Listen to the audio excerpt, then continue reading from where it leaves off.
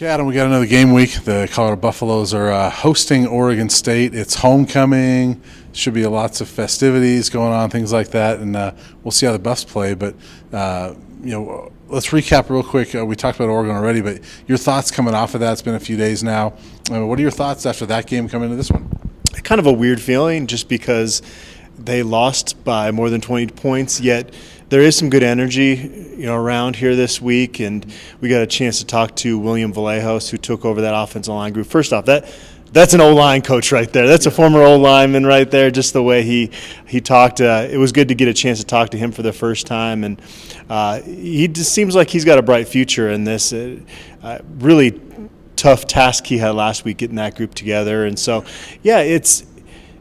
but it's also a reminder that they're kind of back in that moral victory situation as a program, which is not where you want to be. So, so kind of mixed feelings about this program coming off that Oregon game. Yeah, I feel like I asked Carl Durrell this after the game the other day.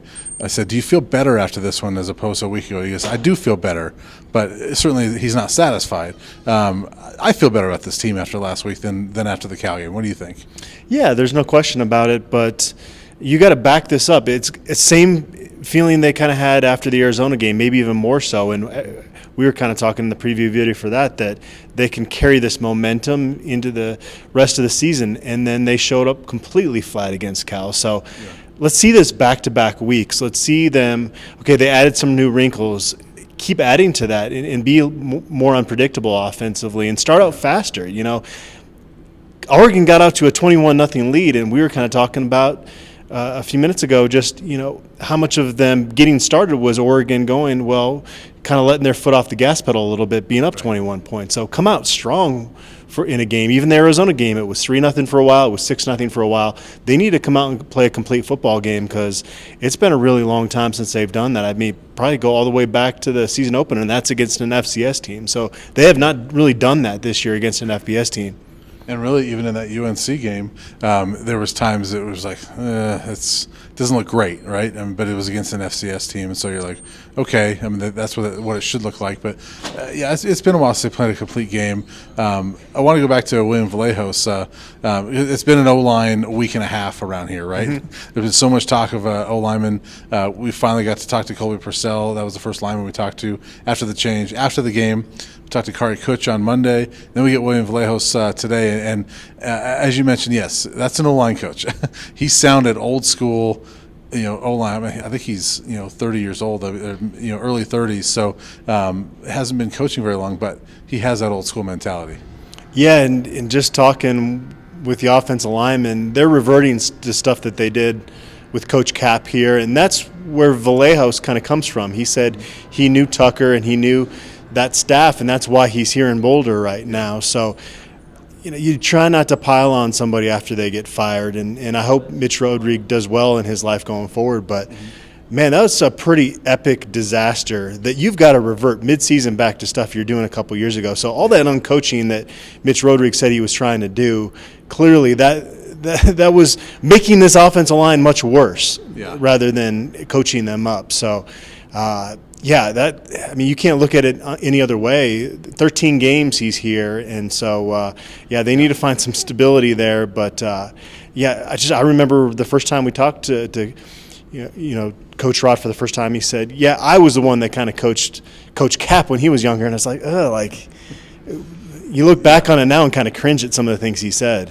Yeah, and that's been the most amazing thing to me over the last week and a half is hearing how many people from Carl Durrell, the Darian Hagan, the players, to even Vallejos a little bit, talking about how much they've uncoached in the last 8 or 9 days and how much of a difference that made. And, Kari Kutch, I think you asked him the question on Monday, are you more comfortable doing what you're doing now? And he said, I think a little bit more comfortable. And it showed on Saturday. Yeah, and they're clearly having fun again, which, as Vallejos talked about, hey, our job is not a fun job. So he's just trying to get that room to play a little looser. I think they were probably playing tight. And it was good to see. That was the first game all season that just 5 offensive linemen played every offensive snap. Mm-hmm. you're just really not going to build that cohesion as a group. And I know Jake Wiley struggled at times, but he's not going to get better if you just keep rotating all these guys around up front. It was time to stick with 5, and it certainly helped that they were playing well. It was easy to stick with 5 when you're doing some good things offensively, but that needs to be their focus going forward, because mixing and matching that spring ball stuff, that's preseason camp stuff. And, hey, maybe you have one position that's a little bit undecided coming out of camp. Maybe that first game you rotate the right guard position or something like that. But once you get into the season, you need to find that group of 5 guys. And that was one thing that it wasn't going to be a magic cure. Again, there was no All-American on the sideline that they were going to discover by rotating guys. Right. So just stick with the best 5 guys that you have there and let them build that cohesion. And they appeared to do that, like you said, against Oregon. They did stick with the 5, played fairly well.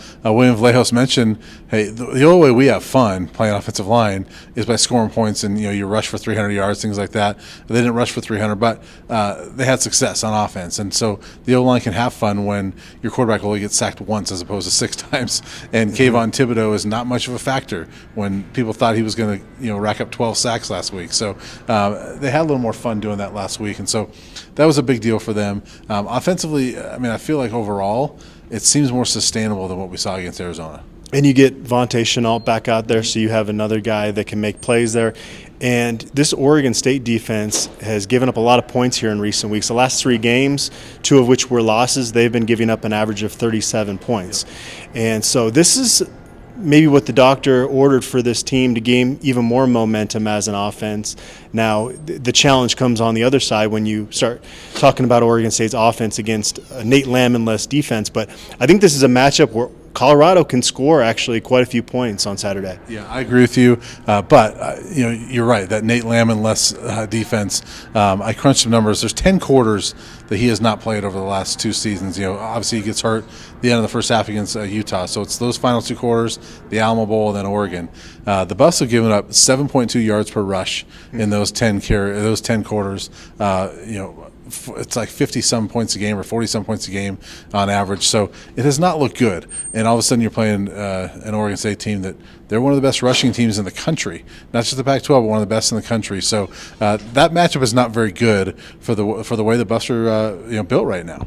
Yeah, so much of what we've been talking about through these first 8 games is the offensive struggles, and how much of that has been a result of the offensive line not playing well. Well, you look at Oregon State, they have one of the best offensive lines, not only in the Pac-12 but in the country. Yeah. A really experienced group, and B.J. Baylor has really taken advantage of that good blocking that they've gotten. And Chance Nolan is not, as Carl Durrell said, he's not a flashy guy, but he's been very efficient. He's the most efficient guy in terms of quarterback rating in the Pac-12 this year, so he's done a good job. But it all starts with that Oregon State offensive line, and yeah, the recent history without Nate Landman out there has been really, really ugly, and Oregon was making a lot of plays up the middle, and so that's a major concern. I could see Saturday's game, we'll get into our prediction here in a minute, but I could see it turning into a shootout, which honestly, after the Cal game and some other Colorado games this year, I don't think I was going to utter those words again this season. Yeah, I think fans around here would probably love to see a shootout.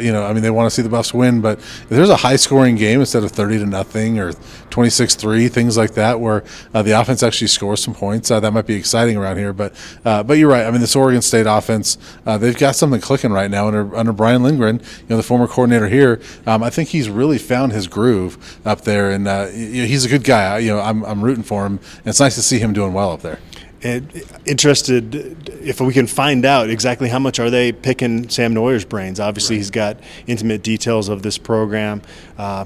He's got fond feelings. I'm sure he, has wanted to see CU compete better than they have so far this season. But back when they had that big comeback against CU in 2018, Lindgren did have more knowledge of CU's defensive personnel at this point, then by this point I think there's too much turnover in personnel for him to really use that as a big advantage, like I think he did during that comeback. Yeah. And now you're right, you're probably leaning on Sam Noyer a little bit, who's not playing. That's kind of the one disappointing thing. We like Sam so much. It's too bad. He won the job out of camp, but lost in that first game and has not really played a whole lot since. So I think he's only appeared in one other game. But I think for the Buffs fans and coaches, it'll be nice to see Sam. And it's just too bad that you can't predict the future. When Sam Noyer entered the transfer portal, I'm sure he thought, hey, I'm probably going to be 3rd on the depth chart here. I want to go somewhere where I compete. It's my home state. It made a lot of sense for him to do that. Yeah. But the second JT Shrout makes that cut on the field and messes up his knee, gosh, Brendan Lewis has made strides, and this experience will probably pay off for him down the road. But Sam Neuer probably would have started every game if he was healthy had he stayed, right? Yeah, I would think so, or at least would have had a shot. And if not starting, I think when Lewis was struggling, you have maybe a shorter leash on Lewis, and Neuer gets an opportunity. But let's get into predictions here. The last time Oregon State was here, it was that comeback that fans don't want to remember. But Buffs up 31-3 and lose that game in overtime 41-34. Just an unbelievable game. It was one of the more remarkable turnarounds in CU history, but one of the more remarkable games I've seen. Yeah, I'm not going to keep trudging up memories from that game. So let's move on. So that was the last time that Oregon State was here, and it was Jonathan Smith's first Pac-12 win as Oregon State coach. Now they're fighting for bowl eligibility. They win one more, and they're going to a bowl game for the first time in a long time. Do the Beavers get bowl eligibility today or this week? Yeah, a long time, since 2013. You kind of forget you don't pay as close attention to Oregon State here recently, but it's been a long time for that program. And they're only a game out of first place in the Pac-12 North, and they play Oregon in their regular season finale. So they've got a lot to play for, but they've been struggling here recently. They have not been creating the turnovers defensively that they did early in the season when they were having some big wins. They won at USC, obviously a big win for them. So they've been struggling a little bit more on that side of the ball. I will say that I think this kind of turns into a little bit of a shootout, and but without Nate Landman, and I'll tell you what, if Nate Landman was healthy, I think I might pick the upset for Colorado, but they got to show us that they can play defense without him. They have not done that, so I think Oregon State scores a lot of points with that running attack and that experienced offensive line. Give me Oregon State winning this game 41-34. All right, I agree with you. I think that's going to be a tough one defensively for the Buffs without Nate. I do think that, with some time, over the last couple of weeks to kind of work on that, they've got some good young linebackers. I like the future of these guys. I don't think they're going to, stop Oregon State, but I think they're going to do enough. I like to be optimistic. We know this. So I'm going to pick the Buffs in an upset. They are an underdog by 10 or 11 points, which is crazy to think about. But I think the offense found something last week, and Oregon State's not playing great right now. And on the road, other than that USC game, they're not very good on the road. They're 1-6 the last two seasons on the road. I think the Buffs get it done. 34-31. I'll go with CU. Okay, I could see it happening. Yeah. So we'll see. We both got CU with 34 points. So that would be a lot. That'd be great for this offense to get that many points. So we'll see what happens there. But Adam and I will be back after the game to talk about it.